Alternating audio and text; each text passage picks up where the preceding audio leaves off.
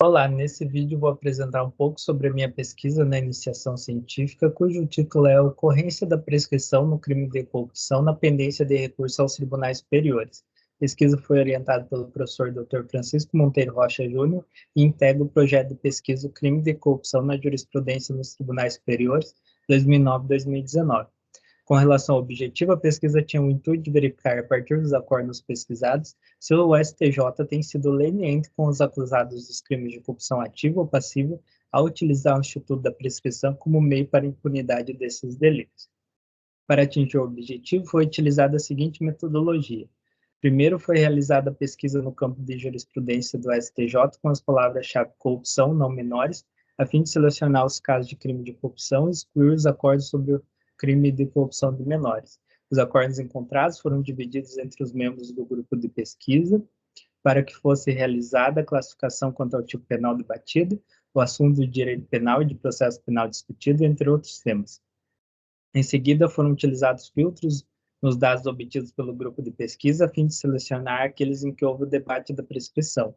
Por fim, esses casos ainda foram classificados em relação a outros critérios relacionados à prescrição, serão apresentados adiante nos resultados da pesquisa.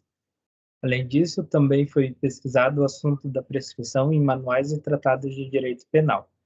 Agora eu vou apresentar os principais resultados da pesquisa.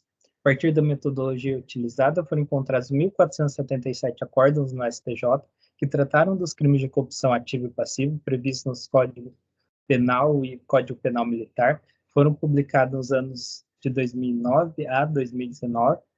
Desse total de acórdãos, em 46 casos, houve o debate da prescrição dos crimes de corrupção. Nesse primeiro gráfico, consta o número de acórdãos divididos pela procedência ou não da tese de prescrição. Em 22 casos, a tese de prescrição não foi acolhida. Em 24 casos, a argumentação foi considerada procedente. Dentre os acordos em que a prescrição foi reconhecida, houve um caso em que a decisão se fundamentou na pena abstrata combinada ao delito, e um caso em que a prescrição de parte dos acusados foi reconhecida pela pena em abstrato e dos demais pela pena aplicada no acordo condenatório. Nas outras 22 ocorrências, a prescrição foi reconhecida a partir da pena aplicada. Nesse último gráfico, consta a divisão dos acordos pelo momento processual cuja delonga redundou na prescrição. Se destaca que a fase processual em que mais ocorreu prescrição foi entre a sentença condenatória e o julgamento do recurso pelo STJ, que totaliza 10 acórdãos e mais de 40% do total analisado. Também foi analisada a interpretação do STJ em relação à aplicação da Lei nº 10.763 de 2003, que alterou o Código Penal para aumentar as penas combinadas aos delitos de corrupção, da Lei 12.234 de 2010, que impediu a prescrição retroativa tivesse por termo inicial data anterior à denúncia ou queixa, e da súmula 438 do STJ, que veda a possibilidade da chamada prescrição em perspectiva, bem como foi analisada a interpretação do STJ acerca do acordo confirmatório como marco interruptivo. No slide constam os acordos encontrados e relacionados a cada um dos temas. Nos casos em que o STJ aplicou as leis 10.763 de 2003 e 12.234 de 2010, a decisão foi no sentido de negar efeito retroativo à lei penal mais grave. No que diz respeito à súmula 438, o tribunal negou a pretensão de extinção da punibilidade dos recorrentes com base na prescrição em perspectiva. Por fim, quanto à discussão concernente ao artigo 117, inciso 4º do Código Penal, o STJ, em 2 casos, entendeu que o acórdão confirmatório não é marco interruptivo da prescrição, declarando a extinção da punibilidade dos recorrentes. Em um caso, os ministros entenderam que o acórdão que modifica substancialmente as sanções fixadas pelo juiz de primeiro grau se constitui exceção à regra.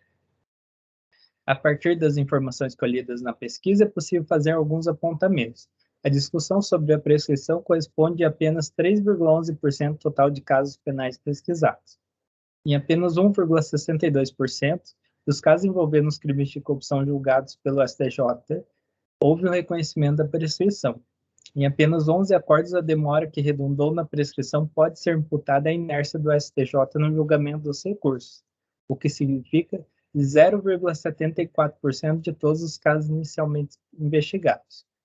Além disso, não se constatou quaisquer ilegalidades nas decisões tomadas pelo STJ nos acordos que reconheceram a prescrição dos crimes de corrupção.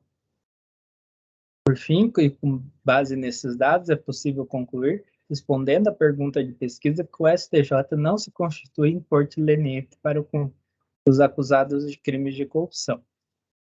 Esse último slide consta os manuais utilizados no relatório final da iniciação científica e que também serviram de base para a produção da presente pesquisa. Obrigado.